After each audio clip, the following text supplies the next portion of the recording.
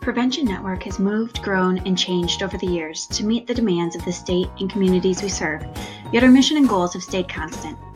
Our creation was triggered in 1983 by a response to the public broadcast airing of The Chemical People. The Chemical People programs were intended to mobilize communities charged with the task of addressing alcohol and drug misuse among youth.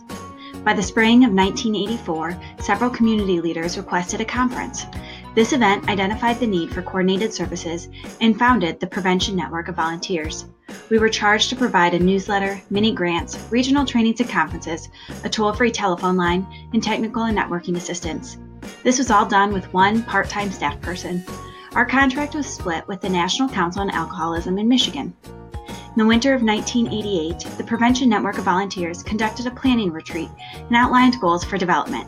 Community involvement in prevention was growing, as were the demands for network assistance.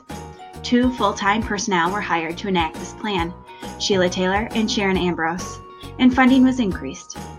At the same time, Prevention Network of Volunteers changed its name to Prevention Network to more clearly reflect the networking with volunteers and various professionals in the field. The advisory committee also changed its designation to the Prevention Network Board of Trustees. In January of 1993, Prevention Network became its own organization and began operating with a new contract. This meant moving into a space the size of 3 closets.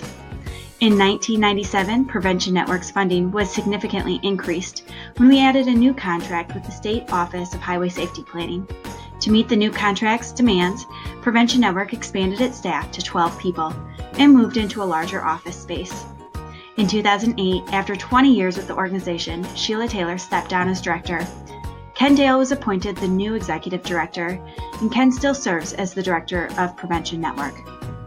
In most recent years, Prevention Network has secured funding from the Office of Recovery-Oriented Systems of Care, or OROSC, the Michigan Department of Education, the FDA, the Drug-Free Communities Grant, the Skillman Foundation, the W.K. Kellogg Foundation, General Motors, United Way of Southeast Michigan, the Kresge Foundation, and private contributions.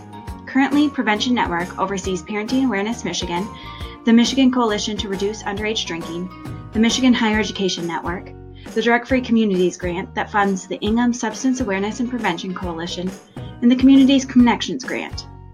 We still provide a regular newsletter, regional trainings and conferences, toll-free telephone line, mini grants, technical assistance, and so much more. Contact us to learn more about our history, mission, and how you can help us improve the health, wellness, and safety of Michigan communities.